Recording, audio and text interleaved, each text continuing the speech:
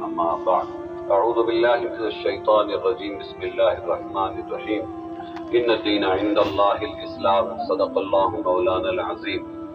بہت بہت شکر گزار ہوں مجھ سے پہلے کے مقررین کا۔ بہت کم ایسا اتفاق ہوتا ہے کہ جس میں وقت کی پابندی اور موضوع پر بات ہوتی ہے، اور بہت نفع کی باتیں آئی۔ اللہ ان سب کو جزائے خیر عطا فرمائے۔ میرے پاس اس وقت آگے کے پروگرام کے حساب سے صرف 15 منٹ ہے، اور میں اسی میں اپنی بات پوری کروں گا انشاءاللہ۔ مسلمان سب سے پہلے وقت کا، زبان کا پابند ہوتا ہے۔ جو قوم وقت اور زبان کی پابند ہو، اللہ مارکیٹ اس کو دے دیتا ہے۔ چونکہ مسلمان آج ان صفات سے عاری ہو گیا ہے، اس لیے مارکیٹ دوسرے لوگوں نے کیپچر کر لیا ہے۔ مولانا تقی عثمانی صاحب مدظلہ بنگلور تشریف لائے تھے، تو فرمایا تھا، اس کا خلاصہ پیش کر رہا ہوں۔ دنیا یہ سمجھتی ہے کہ ترقی کپڑے اتارنے میں ہے اور دنیا کی ایجوکیشن میں ہے۔ یہ دونوں بات غلط ہے۔ علامہ اقبال کا کوئی شعر تھا، احسان کر کے کوئی مجھے پہنچائے تو شکر گزار ہوں گا۔ فرمایا انہوں نے بھی یہ کہا ہے کہ دنیا کی جو قومیں ترقی پذیر ہیں وہ صرف اتباع محمد صلی اللہ علیہ وسلم سے۔ مسلمان اس چکر میں اپنے کپڑے بھی اتار رہا ہے۔ کم کپڑے والے ہوں گے تو ترقی یافتہ ہائی سوسائٹی والے بن جائیں گے۔ نہ ایجوکیشن سے کچھ ہوتا ہے، نہ کپڑے اتارنے سے ہوتا ہے۔ اتباع محمد صلی اللہ علیہ وسلم سے سب کچھ ہوتا ہے۔ مسلمان اے اسیر غم مسلمان، پلٹ جا جانب مرکز پلٹ جا۔ زمانہ ہے کہ آگے بڑھ رہا ہے، تو 1400 برس پیچھے پلٹ جا۔ ہماری ترقی اسی میں ہے۔ میں اپنے موضوع کا سب سے زیادہ جو اس وقت تھوڑے وقت میں مستحق سمجھتا ہوں وہ ہمارے علماء کو۔ آپ کے لیے تو بہت کچھ کہا گیا، لیکن تھوڑے سے وقت میں میری علماء سے گزارش ہے، چونکہ یہ بادشاہ کی حیثیت رکھتے ہیں، اور الناس علی دین ملوکہم، جیسا بادشاہ کا دین ہوگا ویسے ہی رعایا کا دین ہوگا۔ علماء اگر اس وقت اپنی فکریں، اپنے آپ کو، اپنی ذمہ داری کو سمجھ لیں، امت انشاءاللہ خود بخود ان کے پیچھے چل کر کامیاب ہو جائے گی۔ جیسے مدارس ایک بہترین سینٹر، بہترین مرکز ہے دین کے سیکھنے کا، اور اس کی اہمیت ابھی مولانا سراج صاحب نے بتا دی کہ بھائی کون لوگ سمجھ گئے ہیں مدارس کی اہمیت کو، اور ہم لوگ جو ہے وہ غفلت میں ہیں۔ ان مدارس والوں سے میری گزارش ہے تھوڑا اپنے طور و طریق میں تبدیلی لائیں۔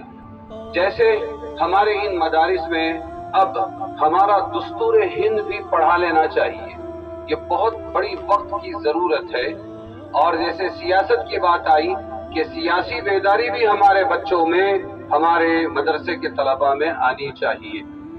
افسوس یہ ہے کہ اس لائن سے ہم اتنے غافل رہے کہ 70 سال پہلے جن کو دستور ہند میں ممنوع الیکشن یا ممنوع سیاست قوم قرار دیا گیا کہ یہ کبھی الیکشن نہیں لڑ سکتے، انہوں نے انتھک محنت کر کے اسی دستور ہند کو پی کر، کھول کر، اور اسی کو بدلنے کے واسطے اس کو ہتھیار بنا کر آج سارا سطح اپنے ہاتھ میں لے لیا۔ جو ممنوع سیاست تھے وہ برسر اقتدار آئے، تو سوچو کہ کیسی محنت رہی ہوگی۔ اور جہاں پر دستور ہند میں لکھا گیا کہ مسلمان اور ان کے آبا و اجداد نے اس ہندوستان کی آزادی کے لیے بڑی قربانیاں دی ہیں اور یہ الیکشن لڑ سکتے ہیں، افسوس یہ ہے کہ وہ قوم آج بھی نیت نہیں کر سکی ہے سیاست کی، تو یہ برسر اقتدار کیا آئے گی؟ اور پھر یہ دوسروں کو اوپر بھیجتی رہی یہ قوم، اور نیچے سے درخواست کرتی رہی ہمیں اپنے دین پر چلنے دو، اور ہمیں اپنے قرآن پر چلنے دو، اور ہمارے مدارس چلانے دو۔ اور وہ تھے کہ وہ برابر اپنی چھری چلاتے رہے اور برابر ہمارے دین کا مذاق بناتے رہے۔ کسی زمانے میں سنتا تھا تو اس کو اجنبی شعر سمجھتا تھا، لیکن ان موجودہ چند سالوں نے بتا دیا کہ اقبال نے صحیح کہا، ملا کو جو ہے ہند میں سجدے کی اجازت، ناداں یہ سمجھتا ہے کہ اسلام ہے آزاد۔ ملا کو جو ہے ہند میں سجدے کی اجازت، ناداں یہ سمجھتا ہے کہ اسلام ہے آزاد۔ دیکھ لیا سب نے کہ کتنے حملے ہوئے، اور اس کے بعد ہم نے کتنی دہائیاں دی لیکن ان سے وفا کی امیدیں باندھی جن کو وفا ہی نہیں معلوم. ہم کو ان سے وفا کی ہے امید جو نہیں جانتے وفا کیا ہے. اللہ نے اس مسلمان کو غلام نہیں بلکہ آقا بنا کے بھیجا تھا. اللہ کی سرزمین پر اللہ کا دین زندہ ہو یہ اس کی فکر تھی. صرف دین پر چلنا نہیں بلکہ ساری دنیا میں اللہ کی چلانے کے لیے قرآن کی چلانے کے لیے اس کو بھیجا گیا تھا. آج بھی اگر ہم نے نیت باندھی تو اس دن ہم محفوظ ہوں گے, ہمارا دین محفوظ ہوگا. جس دن ہم وہاں پہنچیں گے مسلح پر جہاں ہم نے دوسروں کو بھیجا ہے, جن کو اللہ نہیں معلوم ہے وہ مخلوق کا حق کیا ادا کریں گے؟ وہ تو کھیل تماشا کرے گا. بات یہی ہے کہ امام صاحب اپنے مسلح سے ہٹ گئے ہیں. کون ہٹ گیا ہے؟ میری زبان سے آج سے 10 سال پہلے مکہ مکرمہ میں کسی مولوی کا نام لکھا کہ وہ MLA ہے. فوراً میرے ساتھی نے کہا مولانا لوگوں کو سیاست سے کیا لینا دینا, تو میں نے فوراً کہا سیاست ہے ہی مولانا لوگوں کا کام. سیاست کس کا کام ہے؟ اور دلیل وہ دوں گا کہ دنیا میں کوئی اس کا جواب نہیں دے سکتا. میں نے ان سے پوچھا کہ یہ بتائیے, کہنے لگے مولانا لوگوں کو سیاست سے کیا لینا دینا, اس کی دلیل کیا ہے؟ میں نے کہا حضرت محمد مصطفیٰ صلی اللہ علیہ وسلم سیاسی, ابو بکر سیاسی, عمر سیاسی, عثمان سیاسی, علی سیاسی. ہم مولانا لوگ, میں نے کہا میرا موضوع یہی ہوں گے, ہم مولانا لوگوں نے مکتب اس لیے سنبھالا, مسجد کی امامت سنبھالی, مدرسہ سنبھالا, تبلیغ سنبھالی. کیوں؟ اس لیے کہ ہمارے نبی نے چاروں خلفاء نے ہمیں یہ چیز دی ہے اور وہ ہمارے اس میں امام ہے. تو ٹھیک ہے, پھر ان کے زمانے میں ان کے زمانے کے سیاسی کا ایک نام تو مجھے بتاؤ. کون تھا حضور صلی اللہ علیہ وسلم چاروں خلفاء کے زمانے میں میونسپلٹی چلانے والا؟ ہے کوئی جواب دینے والا؟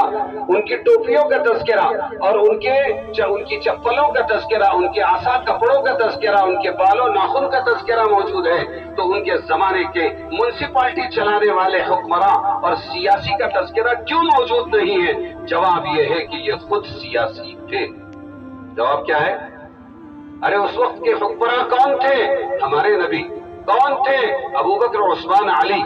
جب یہ خود سیاسی تھے تو پھر مولانا, سیاست مولانا کا کام نہیں تو پھر کس کا کام ہے؟ جو اللہ کو پہچانتے ہیں, مخلوق کے حقوق جانتے ہیں, سیاست ان کا حق ہے. ہاں, پولیٹکس اور سیاست میں زمین آسمان کا فرق ہے. پولیٹکس ایک یونانی لفظ ہے جس کا مطلب ہے کسی طرح اقتدار کو توڑ مروڑ کے قبضے میں کرنا, پھر اس کے بعد خدمت خلق کرنا, خدمت خلق نہیں کرنا. لیکن سیاست تو ام العبادات ہے. سیاست کہتے ہیں اللہ کی دی ہوئی نعمتوں کو جوڑ جاڑ کر اللہ کی مخلوق کو نفع پہنچانا, یہ ہے سیاست. اسی لیے اقبال نے کہا کہ جدا ہوتی سیاست سے تو رہ جاتی ہے چنگے. ایک سیاسی شعور علماء بیدار کریں اس امت کے اندر, اور نیت امامت کی ہو سبق پڑھ پھر صداقت کا, عدالت کا, شجاعت کام. دنیا بھارت نہیں, دنیا کی امامت کا.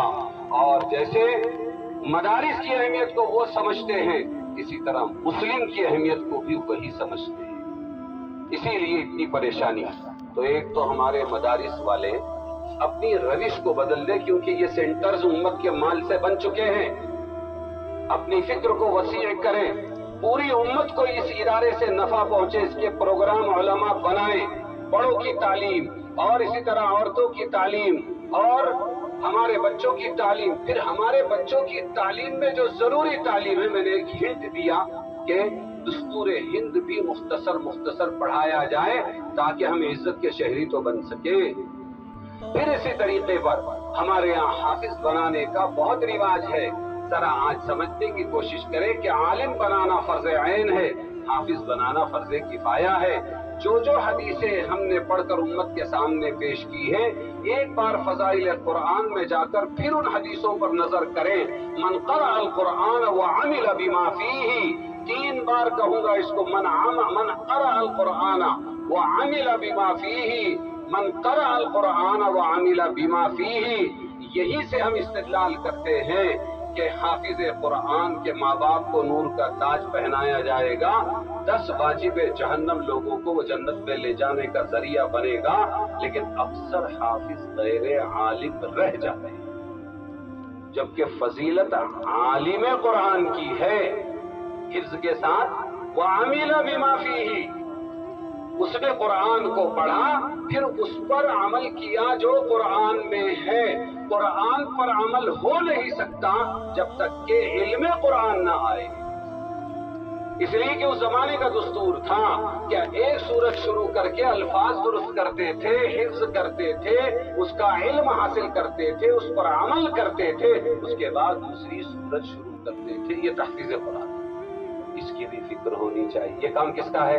بیچارے ہمارے سرپرستوں کا نہیں، بچوں کا نہیں، ان کو کیا معلوم، یہ تو ہمارے مدارس کے ذمہ دار ہیں۔ اس کو بہت ہی زیادہ سوچ سمجھ کے کرنا چاہیے اور فکر سے کرنا چاہیے۔ میرا وقت ختم ہوا، میری بات ختم ہوئی۔ ہم کو سب سے پہلے ہر معاملے میں وقت کی پابندی کرنی چاہیے، کریں گے۔